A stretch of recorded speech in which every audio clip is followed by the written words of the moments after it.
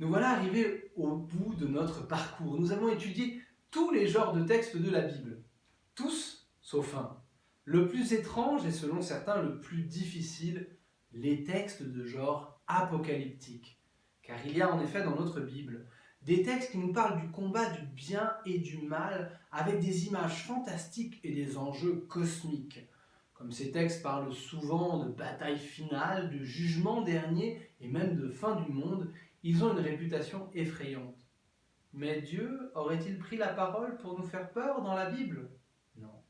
Évidemment, ces textes ont aussi une bonne nouvelle à nous apprendre si nous apprenons à les lire. C'est ce que je vous propose aujourd'hui. L'ensemble du genre apocalyptique doit son nom au dernier livre de la Bible, le livre de l'Apocalypse. Mais attention, le livre de l'Apocalypse de Jean n'est pas le seul de la Bible à contenir des textes de genre apocalyptique. On en trouve dans les lettres de Paul, on en trouve même dans les évangiles. Pourtant, aujourd'hui, je vous propose d'étudier un passage du dernier livre de notre Bible, du livre de l'Apocalypse, qui fait peur ou fascine, mais pour de mauvaises raisons, alors qu'il a donné tant de belles choses à notre tradition chrétienne. Je vous propose d'ailleurs de découvrir aujourd'hui une image bien connue de ce livre, mais de la revisiter ensemble. Au chapitre 12, quand une femme apparaît dans le ciel avec une couronne de 12 étoiles, le soleil pour manteau et la lune sous ses pas. Lisons ensemble ce texte. Un grand signe apparut dans le ciel. Une femme ayant le soleil pour manteau, la lune sous les pieds, et sur la tête une couronne de 12 étoiles. Elle est enceinte, elle crie dans les douleurs et la torture d'un enfantement. Un autre signe apparut dans le ciel, un grand dragon, rouge feu, avec 7 têtes et 10 cornes, et sur chacune des 7 têtes, un diadème. Sa queue entraînant le tiers des étoiles du ciel les précipita sur la terre. Le dragon vint se poster devant la femme qui allait enfanter, afin de dévorer l'enfant dès sa naissance. Or, elle mit au monde un fils, un enfant mâle, celui qui sera le berger de toutes les nations, les conduisant avec un sceptre de fer. L'enfant fut enlevé auprès de Dieu et de son trône, et la femme s'enfuit au désert, où Dieu lui avait préparé une place, pour qu'elle y soit nourrie pendant 1260 jours. Il y eut alors un combat dans le ciel. Michel et ses anges durent combattre le dragon. Le dragon, lui aussi, combattait avec ses anges. Mais il ne fut pas le plus fort. Pour eux, désormais, nulle place dans le ciel. Oui, il fut rejeté, le grand dragon, le serpent des origines, celui qu'on nomme diable et Satan, le séducteur du monde entier. Il fut jeté sur la terre et ses anges furent jetés avec lui. Alors, j'entendis dans le ciel une voix forte qui proclamait : Maintenant voici le salut, la puissance et le règne de notre Dieu. Voici le pouvoir de son Christ. Car il est rejeté, l'accusateur de nos frères, lui qui les accusait jour et nuit devant Dieu. Eux-mêmes l'ont vaincu par le sang de l'agneau, par la parole dont ils furent les témoins. Détachés de leur propre vie, ils sont allés jusqu'à mourir. Cieux, soyez donc dans la joie, et vous qui avez aux cieux votre demeure.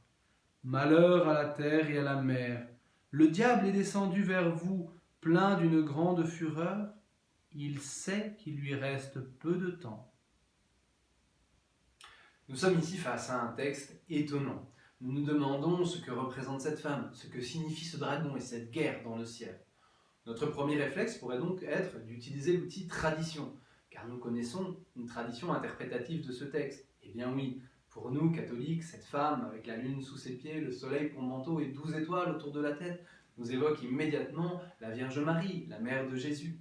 D'ailleurs, ce passage, ce texte d'Apocalypse 12, est lu durant la fête de l'Assomption, c'est-à-dire la montée au ciel de la Vierge Marie. Alors voilà, cette femme, ce serait simplement la Vierge Marie et ce texte, simplement la version apocalyptique de Noël. Alors, oui et non. En fait, les choses sont plus complexes.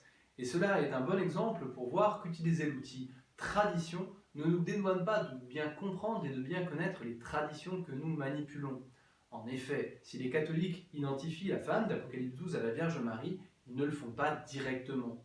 Les spécialistes, les commentateurs de ce texte, des plus anciens aux plus récents, soulignent que ce texte est symbolique. Il ne s'agit pas de prendre ces images au pied de la lettre. La Vierge Marie n'a pas accouché au ciel, mais dans une étable. D'ailleurs, si nous voulions plaquer ce passage à la vie terrestre de Jésus, il y aurait un problème, car l'enfant est enlevé immédiatement à sa mère pour être emmené auprès de Dieu dans le ciel. C'est comme si on passait de Noël à l'Ascension sans s'arrêter à Pâques, qui est quand même le mystère central de notre foi. Gardons donc en tête cette identification de la femme à la Vierge Marie, mais prenons le texte dans son ensemble pour bien la comprendre. Le texte tout entier se présente comme un drame, au sens le plus théâtral de ce terme. Il s'agit donc d'utiliser ici l'outil mise en scène. Nous voyons qu'après avoir présenté les deux protagonistes, la femme d'un côté et le dragon de l'autre, le texte met en place une situation pleine de tension. Il y a une sorte de suspense. La femme est sur le point d'accoucher, mais le dragon veut dévorer l'enfant dès sa naissance. On se demande donc comment les choses vont se passer au moment où la femme accouchera. Mais là, le texte surprend un peu notre attente, car le dragon semble oublier son projet, l'enfant est enlevé immédiatement au ciel et la femme comme mise à l'abri au désert.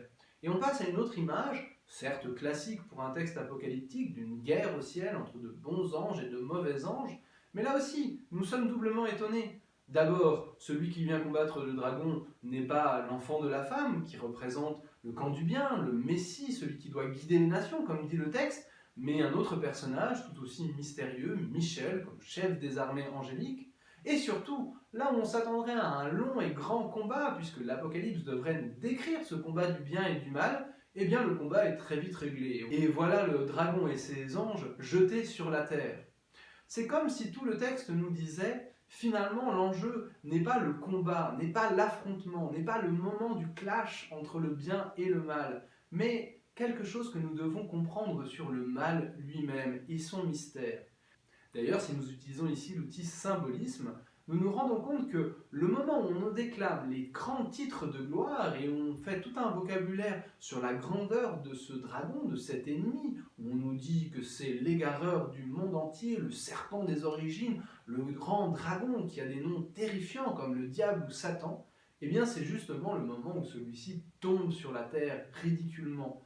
Le mal n'a de puissance qu'en apparence. Voilà ce que ce texte de l'Apocalypse essaye de nous dire.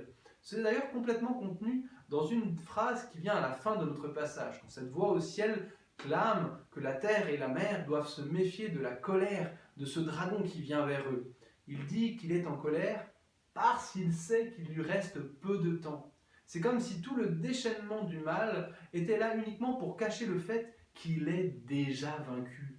Le mal ne peut triompher, il ne peut que détruire et se détruire lui-même. Le camp du bien n'a pas à triompher d'abord par une victoire militaire, qu'elle soit au ciel ou sur la terre. Il y a quelque chose à laisser advenir, comme un enfantement. Oui, difficile, mais qui promet un triomphe certain.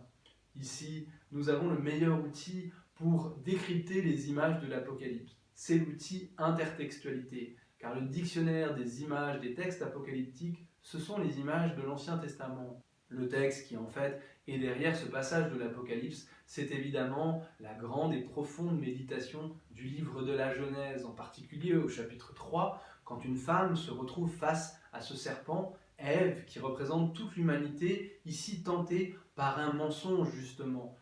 Oui, le livre de la Genèse commençait une méditation que le livre de l'Apocalypse vient ici continuer. C'est donc en fait toute l'humanité qui est représentée par cette femme ici, qui doit passer par les douleurs d'un enfantement pour pouvoir vaincre le mal, non pas à la force de son poignet, à la force de ses bras, mais en laissant Dieu dévoiler que la victoire est déjà acquise. Et nous voyons ici comment nous pouvons retrouver notre identification de la femme d'Apocalypse à la Vierge Marie. Puisque si la femme de l'Apocalypse représente l'humanité tout entière qui tient bon et traverse l'épreuve du mal avec l'aide de Dieu, elle représente donc l'humanité sauvée, l'Église. Et Marie est la mère de l'Église, le parfait modèle de la croyante. Ainsi, nous pouvons retrouver dans la femme d'Apocalypse 12 la Vierge Marie en tant qu'elle est le modèle pour chacun d'entre nous, qui doit, à travers les combats d'ici-bas, vaincre le mal, non pas en le combattant avec ses propres armes, mais en découvrant en Dieu que le mal ne peut triompher, que Dieu a déjà la victoire. J'espère que maintenant, avec l'aide de ces outils, plus aucun texte de notre Bible ne vous fera peur. Nous arrivons aussi ici au terme de notre parcours.